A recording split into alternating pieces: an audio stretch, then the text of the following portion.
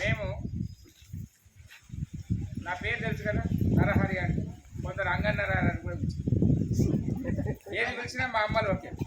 నేను మీ బిడ్డని, మీ మద్దతుతో వచ్చినోడి, మీరు దీవిస్తే వచ్చినోడి. మా అక్కలు, మా చెల్లెళ్ళు, మా బిడ్డలు, మా కోడళ్ళు ఎవరైనా మా బిడ్డలే. మీ అందరి ఆశీర్వాదంతో వచ్చినటువంటి నేను 4.5 సంవత్సరాల పీరియడ్ అయిపోయింది. నేను ప్రమాణ స్వీకారం చేసిన 2019 ఫిబ్రవరి 2వ తారీఖు ప్రమాణ స్వీకారం చేస్తే, అంటే బాధ్యతలు సర్పంచ్ స్వీకరిస్తే మధ్యలో ఒక రోజు ఏం లేదు, ఇంకో రోజు అంటే ఒక రోజులు పెట్టి 3వ రోజు నుంచి ఈ ఊర్లే చాలా వరకు రహదారులు బాగలేవు, రోడ్లు బాగలేవు అని మొరం పోయడం ప్రారంభించాం. ఆ మొరం పోసిన తర్వాత కొంతవరకు రోడ్లు నయమైనవి.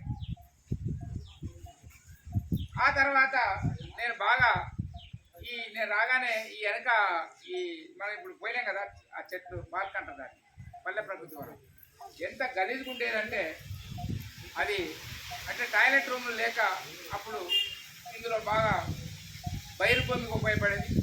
దాన్ని నేను అప్పుడే నేను సర్పంచ్ కాకముందే వాస్తవంగా కలెక్టర్ గారికి ఉత్తరం పెట్టాను, సార్ దీనివల్ల రోగాలు వస్తున్నాయి, దాన్ని పార్కుగా మార్చమని నేను కోరినాను. మీ దయ వల్ల, ఆ రాముడి దయ వల్ల, ఆ అల్లా దయ వల్ల, ఆ జీసస్ దయ వల్ల సర్పంచ్ని కాగలిగిన మీ దయ వల్ల వెంటనే దీన్ని ఏం చేసినా అంటే శుభ్రం చేసి,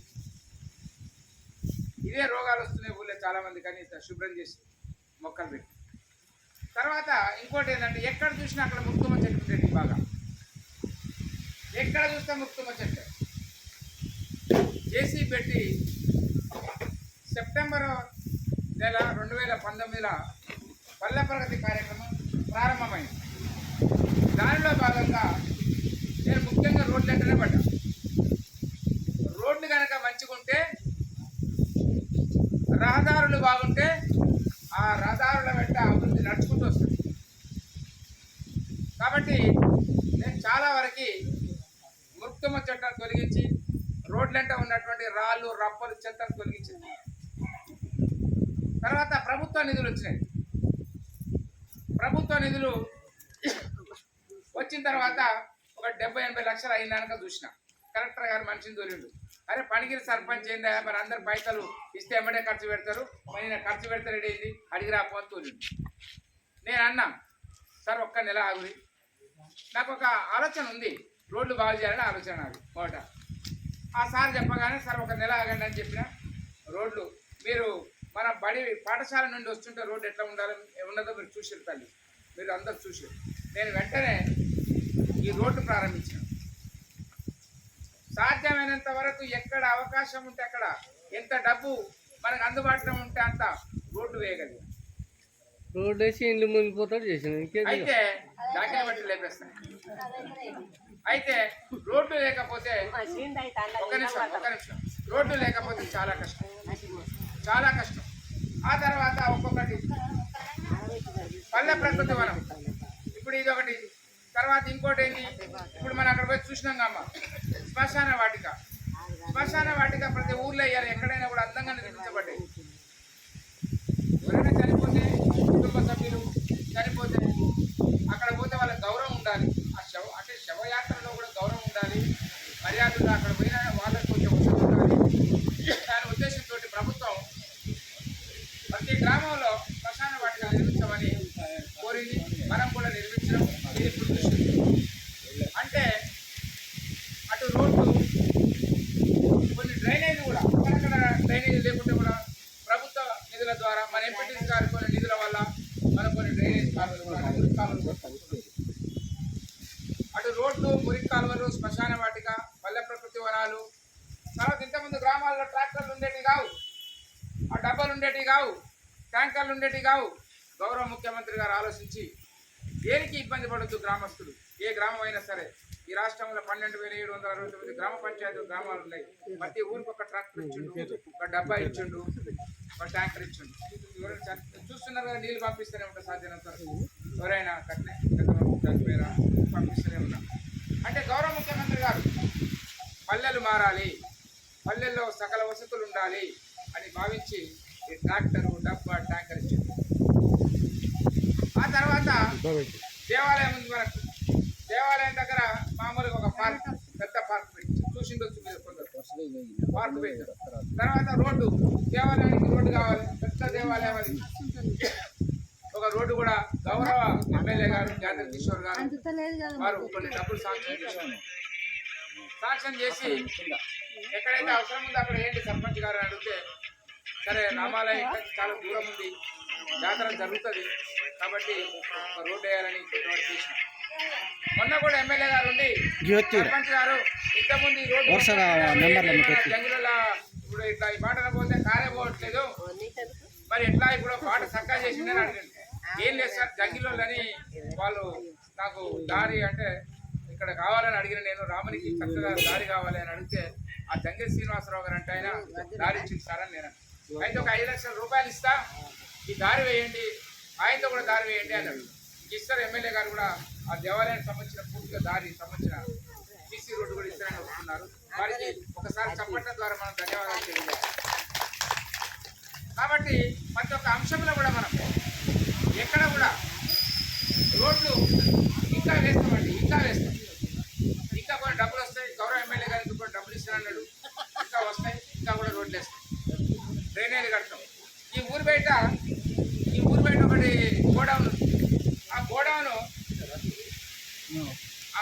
అది అందులో ఫసలు కట్టేస్తారు, ఆ తర్వాత పంచుకుంటారు, కొందరు అలా కొట్టుకుంటూ రాలేదు. అయితే అది అప్పుడు కట్టారు, ఆ కాంట్రాక్టర్ ఎవరో మోసం చేసి వెళ్ళిపోయాడు.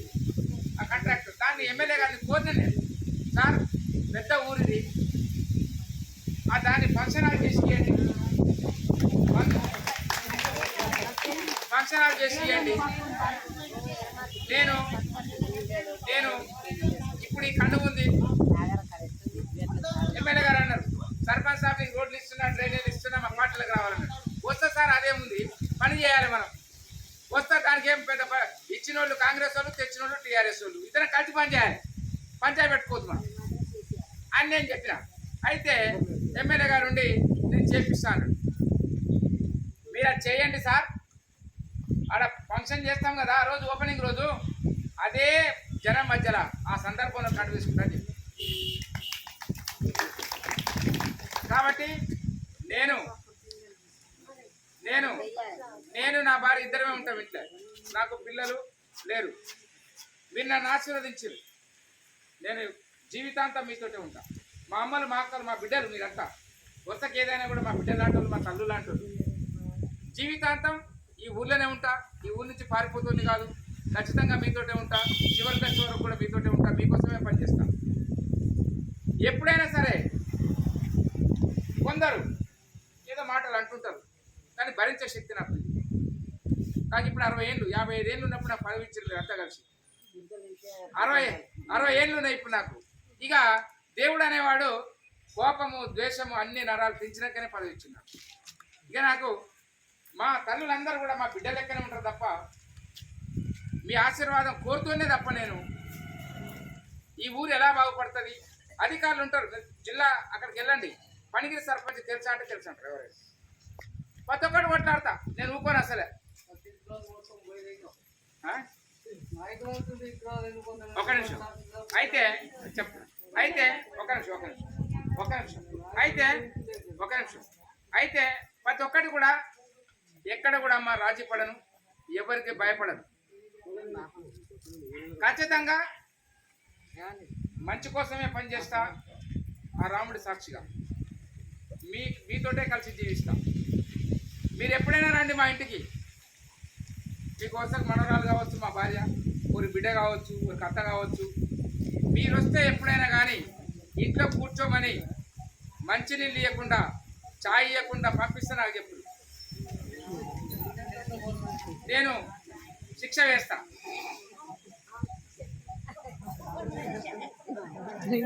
మర్యాద ఇంటికి వస్తే మంచినీళ్ళు ఇవ్వాలిగా,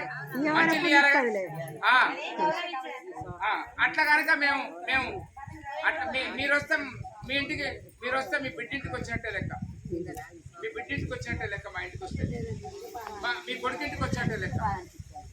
ఏం కాదు, మీరు అందరు మాకు, మీ అందరి ఆశీర్వాదం నాకుంది, నాకేం కాదు, గెలుస్తా ఎప్పుడైనా కూడా. కాబట్టి పల్లె ప్రకృతి వనంలాగానే ఏ విధంగానైతే మన గౌరవ ముఖ్యమంత్రి గారు సకల వసతులతో గ్రామం వర్ధిల్లాలి, అన్ని వసతులు బాగుండాలి. ఇలా చూడండి హాస్పిటల్ ఇక్కడ ఎంపీటీసీ గారు నిధులు ఇచ్చారు, ఎమ్మెల్యే గారు నిధులు ఇస్తే ఎంపీటీసీ గారు కట్టించారు. ఎమ్మెల్యే గారు ఎంత మంచోడంటే ఈయనకు 6 లక్షలు ఇచ్చిండు కట్టమని. మరి పాపం ఒక తల్లి చూస్తే కదా మరి కొడుకు తినడా లేదా అని, ఇక తక్కువ పడతాయని కూడా ఎమ్మెల్యే గారు ఆలోచించి ఎక్కువ 2 లక్షలు ఇచ్చిన బిడ్డని సరిపోయినా లేదా అని. అంటే అంత చక్కనోడు ఎమ్మెల్యే. కాబట్టి మంచోడిని ఎప్పుడు కూడా మనం ఆశీర్వదించాలి. అది ఏ పార్టీ అయినా, ఏ కులమైనా, ఏ ప్రాంతమైనా, ఏ ప్రాంతమైనా మంచోడిని ఎప్పుడు ఆశీర్వదించాలి, కడుపులో దాచుకోవాలి. కాబట్టి మీరందరి ఆశీర్వాదం ద్వారా గ్రామం మునుముందు కూడా రాముని దయ, అల్లా దయ, ఈశ్వర దయ వల్ల మనందరం ఆయురారోగ్యాలతో వర్ధిల్లాలి. మీ అందరి ఆశీర్వాదంతో మంచి జరగాలని, మునుముందు కూడా మనం గ్రామం సకల వసతులతో మనం పక్కన ఉన్నామా పనిగిళ్ళు ఉన్నామా తేడా రాకుండా ఉండాలని, అంత మంచిగా ఉండాలని కోరుతూ మరి ఇంతకాలం నాకు అందరూ కూడా సహకరించి మండలం అధికారులు, మా ఎంపీఓ గారు, ఎంపీడీఓ గారు, జిల్లా కలెక్టర్ గారు, జాయింట్ కలెక్టర్ గారు, ఎమ్మెల్యే గారు, గౌరవ మంత్రి గారు జగదీష్ రెడ్డి గారు, మరి వీళ్ళందరూ కూడా ఆశీస్సులతో మరి సహకారంతో మన గ్రామాన్ని